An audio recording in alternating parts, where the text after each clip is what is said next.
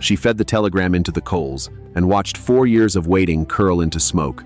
The wind off the bitter roots was already pulling at her shawl, and the platform under her boots was nothing but warped planks and one bent rail running off toward mountains that didn't care whether she lived or died. Bridget Callahan was 23 years old. She had $11 sewn into the hem of her skirt, her father's tongs, and his 2-pound cross-peen hammer wrapped in oilcloth inside a wooden chest she'd let no porter touch, and one name written in pencil on the back of a livery card. The telegram had said what she'd suspected for a month, that the position back in Pittsburgh had gone to a man with softer hands and a harder name, and she had decided somewhere over the second mountain pass that she was done waiting for towns that didn't want her to want her anyway. So she burned the proof of it and felt nothing but the heat.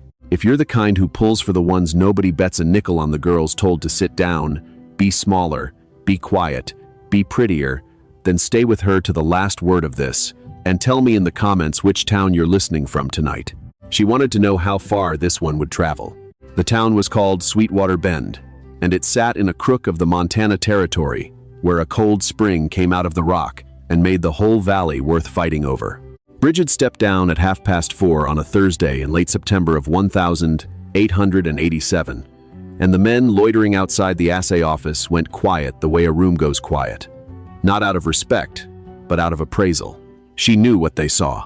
She was broad through the shoulders and broader through the middle, built close to the ground and heavy in a way her aunt back east had spent 6 years trying to starve and shame out of her.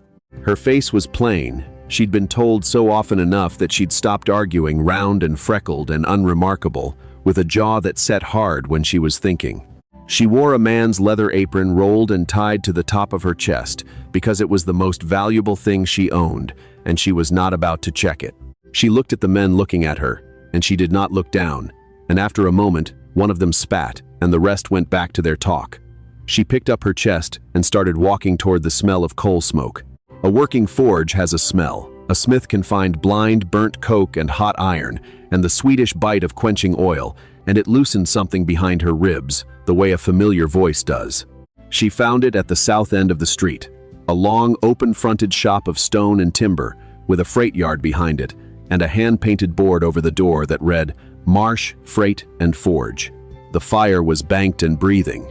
There was a man at the anvil with his sleeves shoved past the elbow, and he was drawing out a length of bar stock with a rhythm that didn't waver 3 strokes.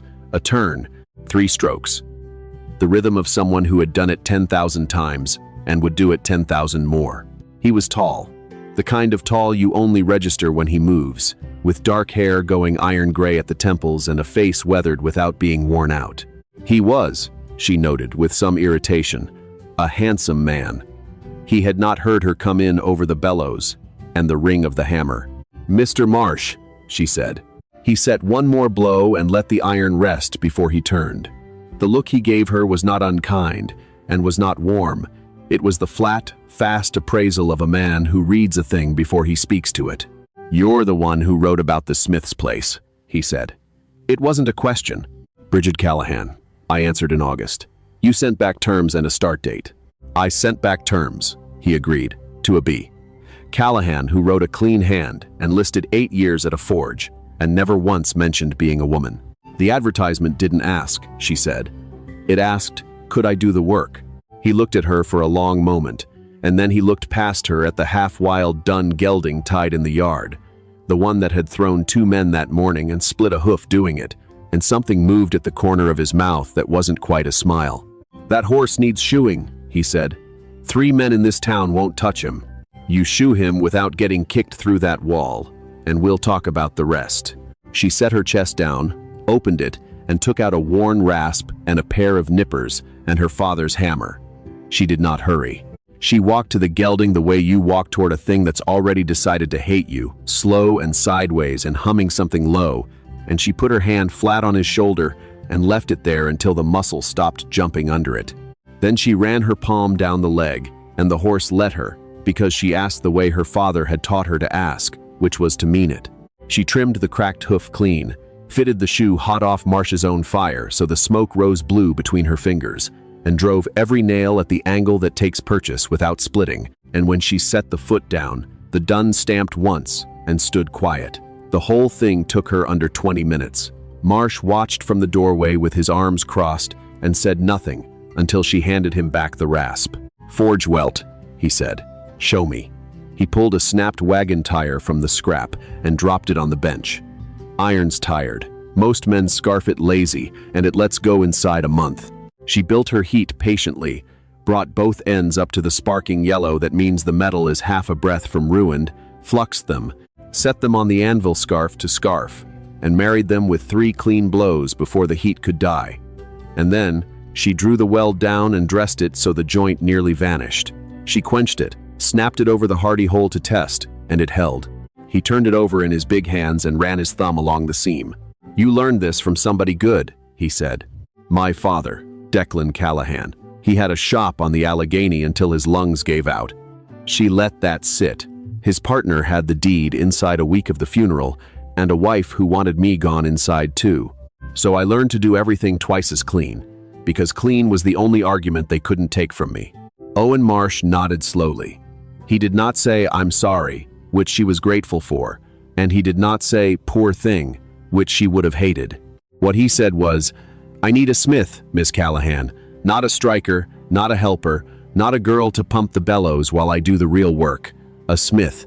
Half the freight in this valley moves on iron I can't fix fast enough alone." He paused. "The town won't like it." "The town already doesn't like it," she said. "Does that change the start date?" For the first time, something in his face eased. "No," he said, "it doesn't." So she stayed. She took a narrow room above Mrs. Dorrit's boarding house, and every morning before the light was good, she walked the length of the street to the shop, and every morning she found the forge already breathing, banked low and fed, and waiting because Owen Marsh rose in the dark and lit it before she came, and he never once said a word about it, and neither did she.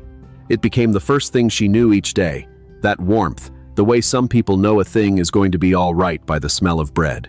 They fell into the work the way 2 good smiths do, which is to say wordlessly.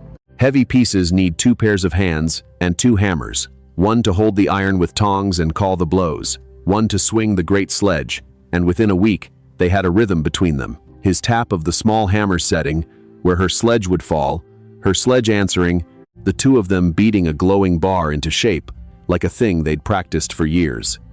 She had never in her life had a striking partner who matched her. He had never had one who could match him.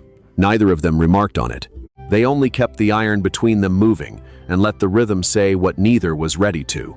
She came to know the shape of him in pieces. He was 37, and he had buried his father, Tobias, who'd raised the forge from a tent and a single anvil, and he had buried his younger brother Eli, who died under a freight wagon on the grade above the spring, 2 winters back. In Eli, she learned slowly, had been the one with the head for figures and water and rights, the one drawing up a system of pipe and cistern to carry the cold spring down to every house in Sweetwater Bend, so no family would ever again haul water in August. The drawings were unfinished.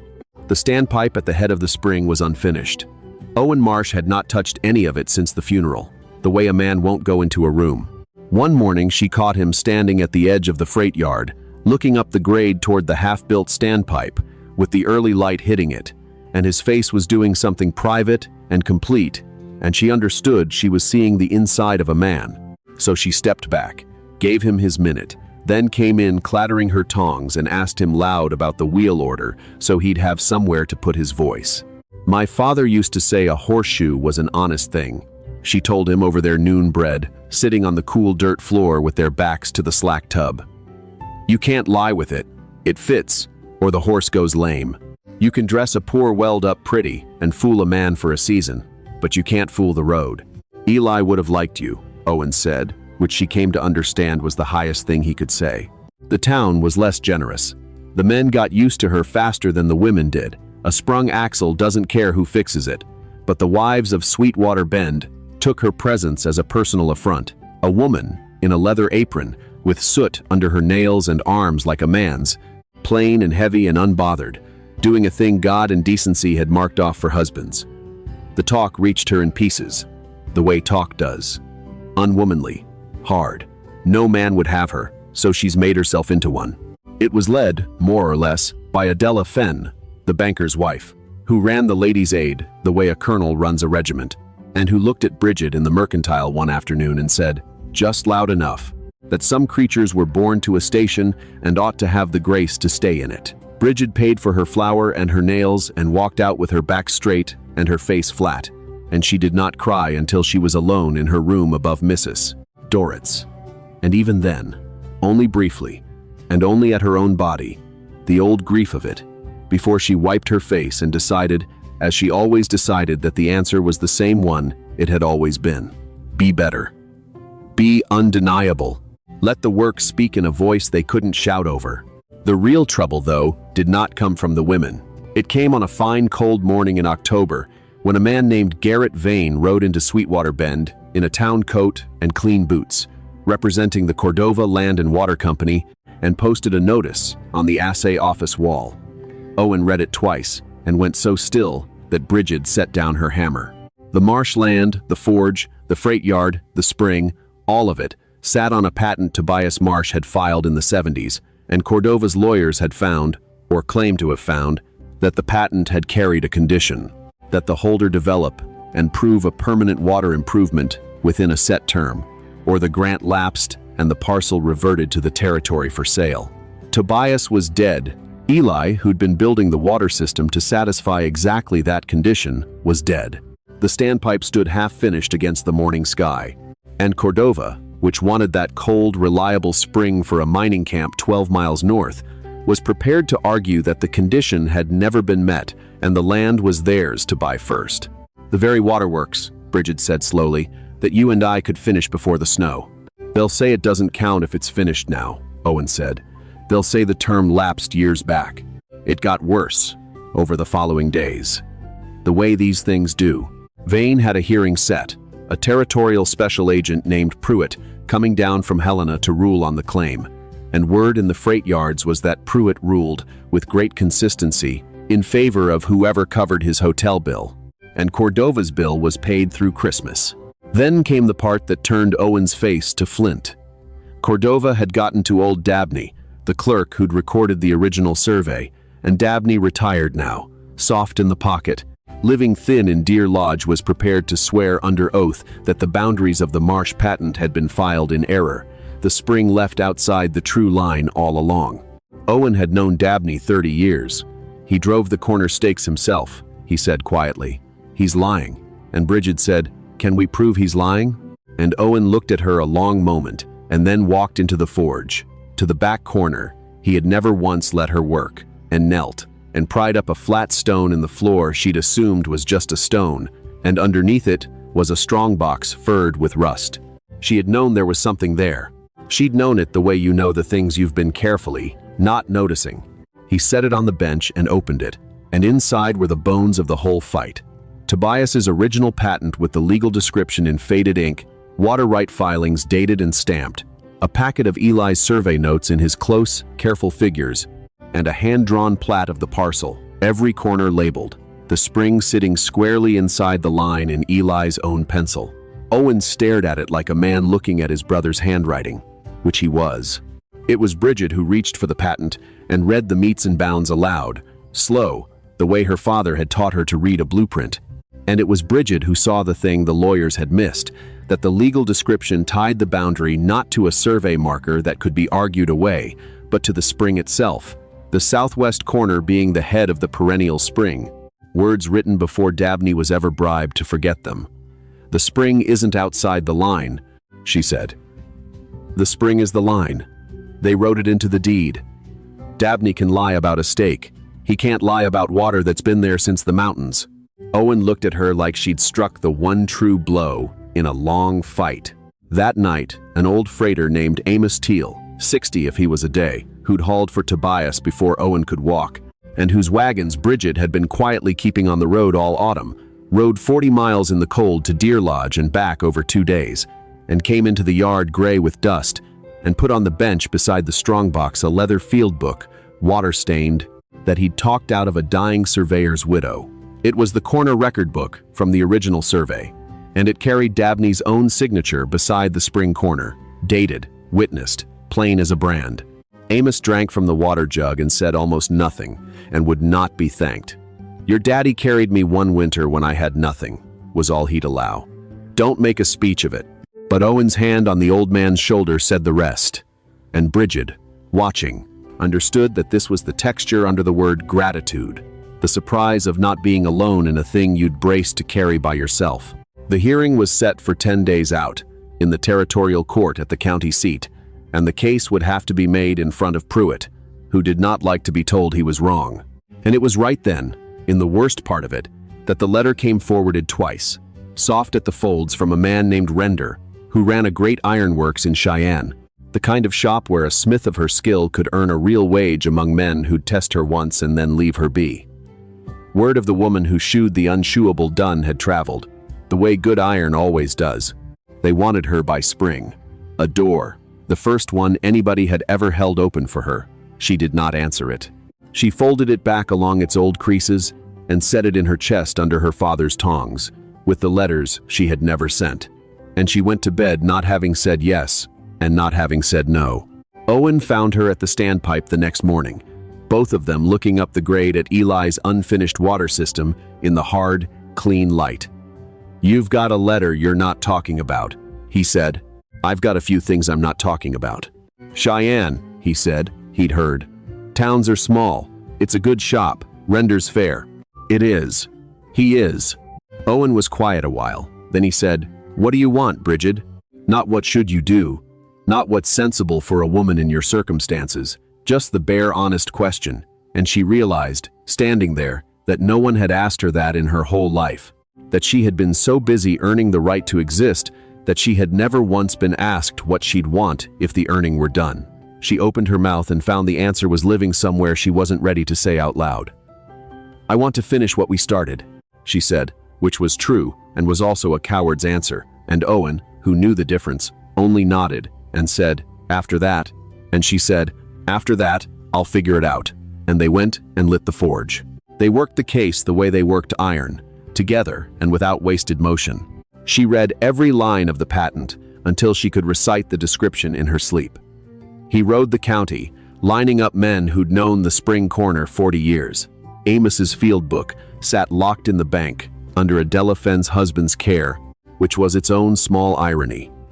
And 4 days before the hearing, Owen came to the shop in the dark, banked the fire one last time, set out the work she'd need, and rode for the county seat to file his answer and sit the long days of it himself, because the proof needed a man's mouth in front of Prairie, and they both knew it.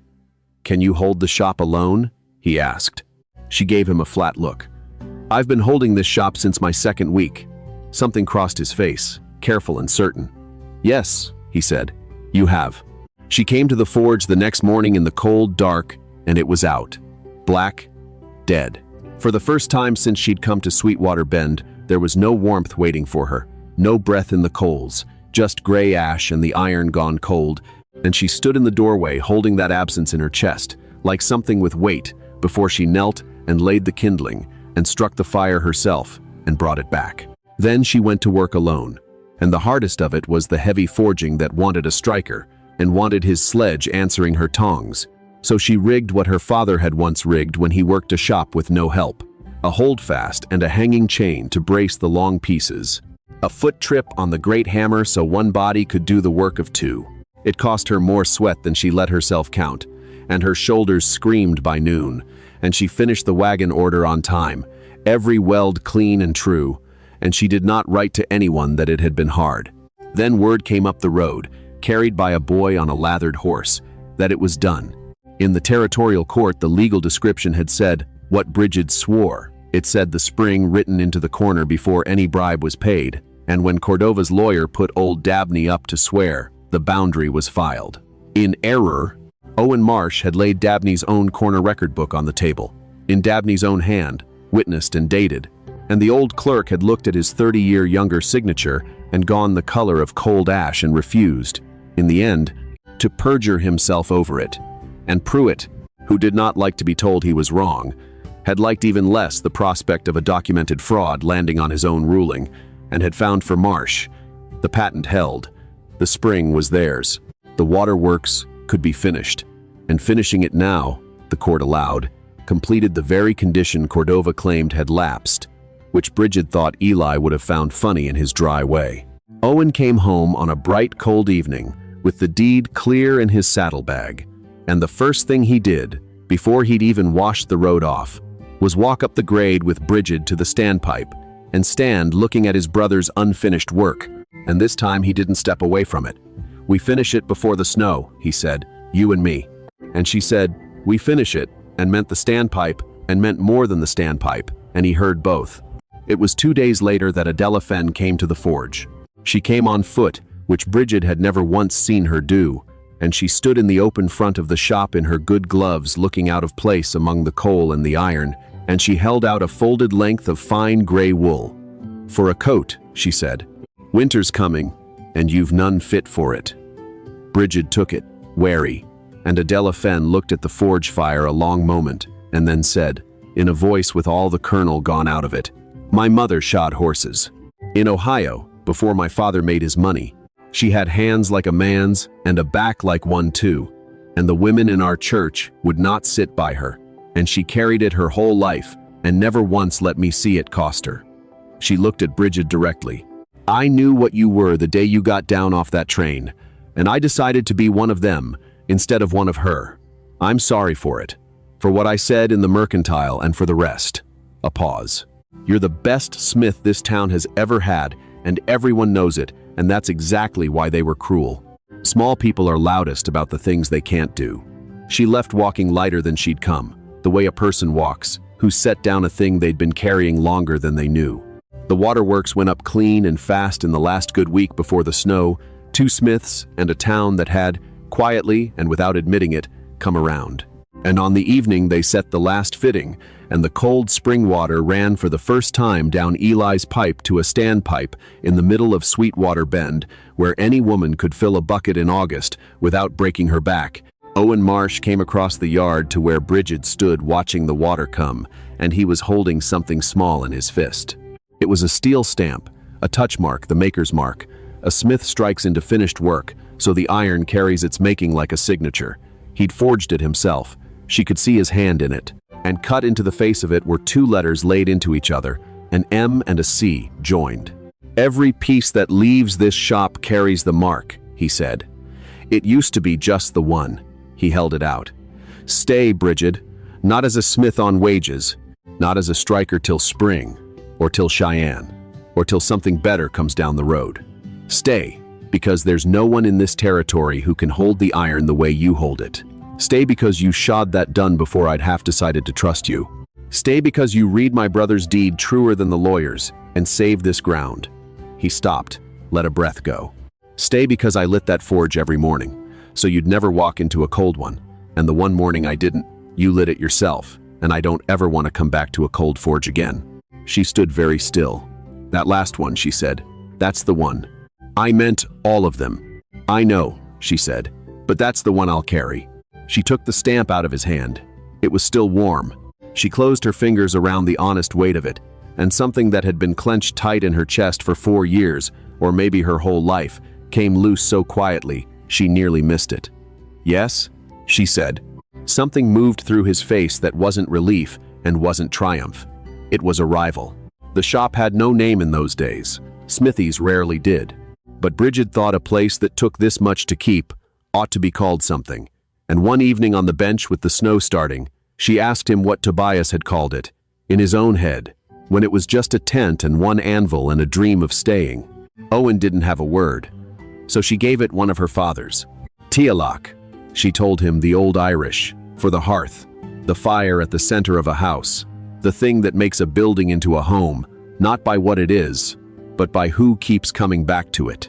Declan Callahan had said it standing over his own forge fire, that a man's tialach was the one place the world couldn't make him small. Owen turned the word over carefully, the way she handed him most things.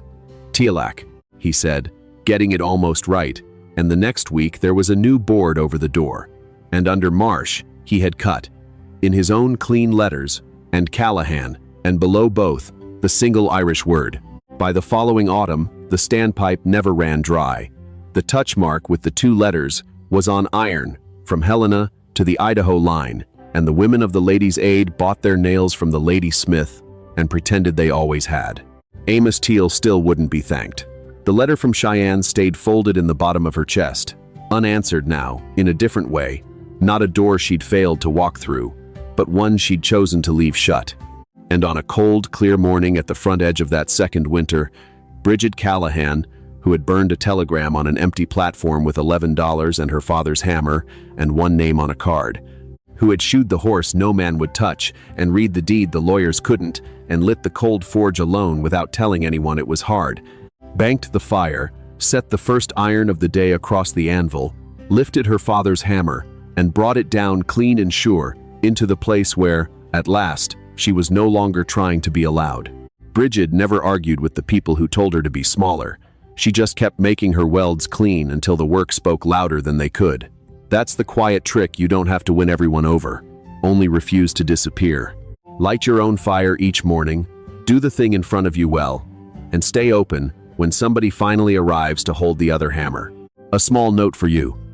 This story was created and fictionalized by AI, meant to bring you a little entertainment while carrying a warm, hopeful lesson worth taking into your own day.